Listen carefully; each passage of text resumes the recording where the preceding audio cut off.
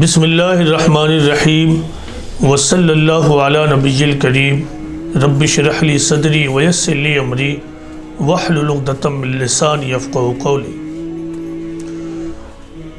موجودہ زمانے میں مسلمانوں کے درمیان ایک کلچر رائج ہوا، وہ یہ کہ مسلمان مختلف علاقوں میں اور اپنے اپنے علاقوں میں اصلاح معاشرہ نام سے کانفرنسز آرگنائز کرتے ہیں۔ ان کانفرنسوں کا مقصد نام سے ہی ظاہر ہے، سوسائٹی کی اصلاح یعنی ریفارمیشن۔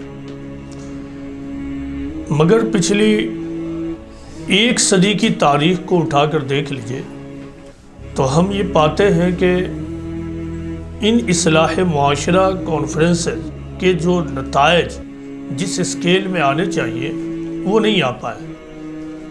اس کی وجہ کیا ہے؟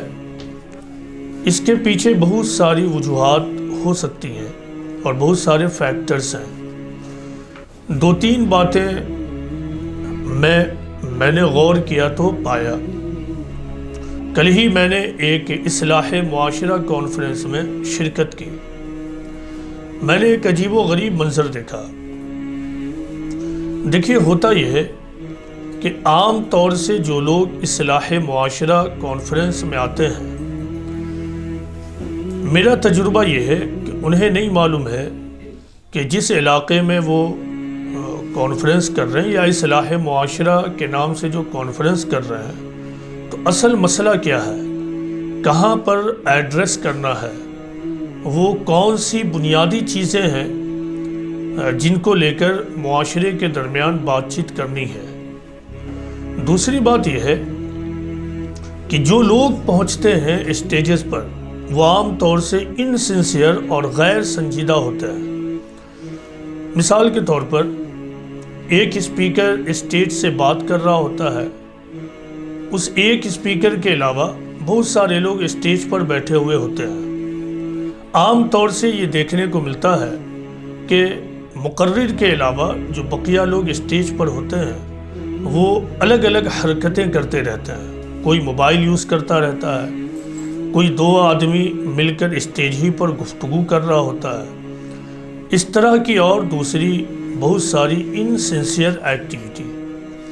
یہی کل تجربہ دوبارہ مجھے ہوا۔ جب میں بیان کر رہا تھا تو ٹھیک اسی صوفے پر میرے داہنی جانب ایک عالم بیٹھے ہوئے تھے، اور جتنی دیر میں نے بات چیت کی وہ مستقل اپنے موبائل میں انگیج رہے۔ ظاہر ہے کہ یہ نظارہ آڈینس کے سامنے ہوگا، تو جب اسٹیج پر بیٹھے لوگ اس طرح کی غیر سنجیدہ ایکٹیویٹیز کریں گے تو پھر سامعین سے، آڈینس سے ہم کس طرح سنجیدگی کا مطالبہ کر سکتے ہیں؟ اگر کوئی بات اور قرآن و حدیث کی بات میرے سننے کے لیے نہیں ہے تو پھر وہ آڈینس کے سننے کے لیے کیسے ہو سکتی ہے؟ اگر کوئی بات اور اگر قرآن و حدیث مسلمانوں کے لیے ہے تو اس میں عالم اور غیر عالم کا کیا فرق ہوگا؟ ہر آدمی کے اوپر لازم ہے کہ جب قرآن و حدیث کی بات چیت ہو تو وہ اس کو غور سے سنے اور اس پر غور کرے۔ لیکن یہ عجیب و غریب منظر اصلاح معاشرہ کانفرنسز میں عام طور سے دیکھا جا سکتا ہے۔ اصلاح معاشرہ کانفرنسز کے فیل ہونے کی ایک تیسری وجہ یہ ہے کہ اب یہ پروگرام اور کانفرنسز آرگنائزرز اور لوگوں کے درمیان ایک انکانشس روٹین بن چکا ہے، اور جو چیز انکانشس روٹین میں شامل ہو جائے تو پھر اس سے مثبت نتائج اور پازیٹیو ریزلٹس نہیں نکلتے ہیں۔ کسی بھی عمل سے پازیٹیو ریزلٹس کو حاصل کرنے کے لیے یہ لازمی طور پر ضروری ہے کہ آدمی اس کو کانشس لیول پر لے، آدمی کو یہ معلوم ہو کہ ہم یہ پروگرام کیوں کر رہے ہیں۔ جب اس کو معلوم ہوگا تو وہ یہ جانے گا کہ اصلاح معاشرہ کانفرنس کا مطلب ہے اصلاح، اور یہ اصلاح آرگنائزر کے لیے بھی ہے اور سامعین کے لیے بھی ہے اور اسٹیج پر بیٹھے اسپیکرز کے لیے بھی ہے۔ تو جب یہ کانشیس لیول پر پروگرام ہوگا تو ہر آدمی انتہائی سنجیدگی سے بیٹھے گا، ہر آدمی اس بات کے لیے تیار ہوگا کہ جو پیغام یہاں سے دیا جائے اس کو لے کر ہم اپنے آپ کو تبدیل کریں گے۔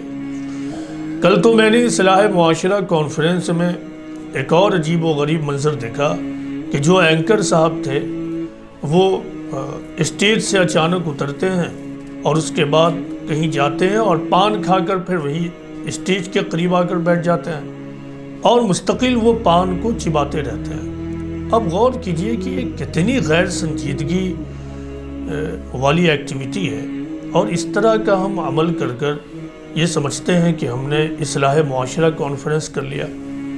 یقیناً اس طرح کے کانفرنسز کے ذریعہ دولت بھی ضائع ہوگی، وقت بھی ضائع ہوگا اور نتیجے میں کچھ بھی حاصل نہیں ہوگا۔ اسی لیے چاہیے کہ ہم کسی بھی قسم کا عمل کریں، کوئی بھی کانفرنس کریں، سمپوزیم کریں، تو ہمارے سامنے مقصد اور مدعا واضح ہو، جو لوگ آئیں وہ انتہائی سنجیدہ لوگ ہوں، وہ حقیقی معنوں میں ریفارمیشن اور اصلاح چاہتے ہوں، وہ امت کا درد رکھتے ہوں، وہ اسی میں جیتے ہوں اور اسی میں مرنا چاہتے ہوں۔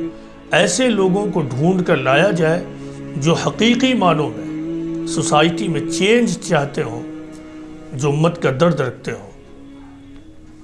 اللہ تعالیٰ اس معاملے میں ہم لوگوں کو سمجھ دے۔